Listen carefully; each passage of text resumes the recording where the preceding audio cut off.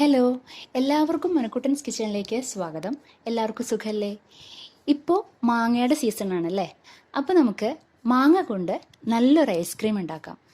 നല്ല നല്ല ടേസ്റ്റി ആയിട്ടുള്ള വളരെ എളുപ്പത്തിൽ ഉണ്ടാക്കാൻ പറ്റുന്ന ഒരു ഐസ്ക്രീമാണിത്. എല്ലാവർക്കും ട്രൈ ചെയ്യാം. അതിന് വേണ്ടിയിട്ട് ഞാൻ ഒരു 2 ടേബിൾ സ്പൂൺ മൈദ എടുക്കുകയാണ്. മൈദ എല്ലാവരുടെ വീട്ടിലുണ്ടാവുമല്ലോ.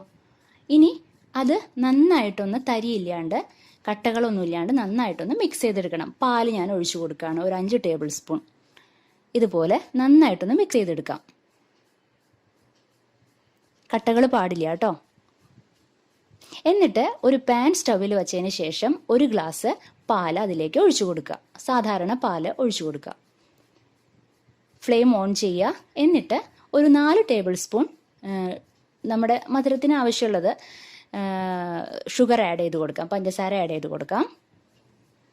എന്നുവെച്ചാൽ മാങ്ങയ്ക്ക് നല്ല മധുരമുള്ള മാങ്ങയാണ്. അപ്പോൾ അതിനനുസരിച്ചിട്ട് നമ്മൾ പഞ്ചസാര ആഡ് ചെയ്ത് കൊടുക്കാം കേട്ടോ. എന്നിട്ട് നന്നായിട്ടൊന്ന് മിക്സ് ചെയ്ത് കൊടുക്കാം.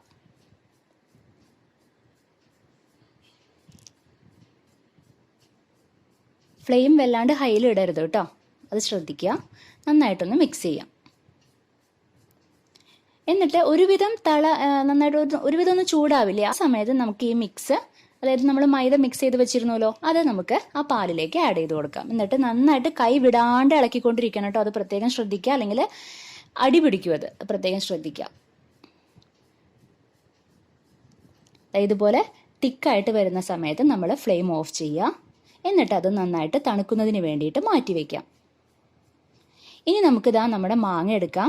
അതിൻ്റെ തൊലിയെല്ലാം കളഞ്ഞിട്ട് തൊലിയെല്ലാം കളഞ്ഞ് നുറുക്കിയെടുത്തിട്ട് നമുക്ക് മിക്സിയുടെ ജാറിലേക്ക് ഇട്ടിട്ട് അതിൻ്റെ പ്യൂരി ആക്കിയിട്ട് എടുക്കാം. വെള്ളം ഒഴിക്കരുത് കേട്ടോ.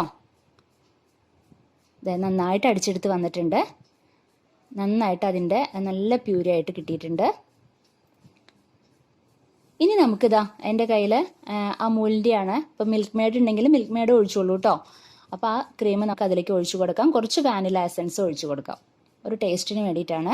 എന്നിട്ട് ഒന്നുകൂടെ നന്നായിട്ട് അടിച്ചെടുത്തിട്ട് വരിക. അടിച്ചെടുത്ത് വന്നിട്ടുണ്ട്. ഇനി നമ്മളിവിടെ തണുക്കാനായിട്ട് മാറ്റി വെച്ചിരുന്നല്ലോ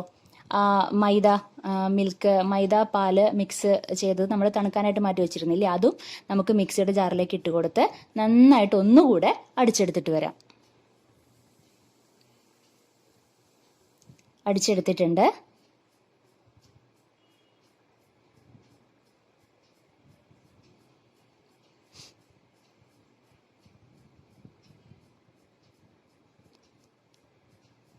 ഇനി നമുക്ക് ഇപ്പം നമ്മൾ ഈ അടിച്ചെടുത്തത് നമുക്കൊരു പാത്രത്തിലേക്ക് ഒഴിച്ചു കൊടുക്കാം. എന്നിട്ട് 1 മണിക്കൂർ സാധാരണ റെഫ്രിജറേറ്ററിൽ കേട്ടോ, ഫ്രീസറിലല്ല, 1 മണിക്കൂർ നമുക്ക് റെഫ്രിജറേറ്ററിൽ വെച്ചിട്ട് ഒന്ന് തണുപ്പിച്ചെടുക്കാം. അപ്പം അത് കഴിഞ്ഞു.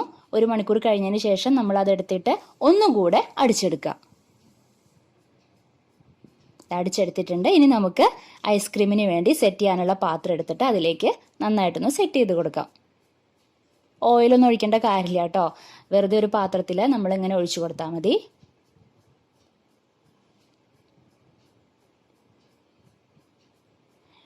നന്നായിട്ടൊന്ന് സെറ്റ് ചെയ്യുക.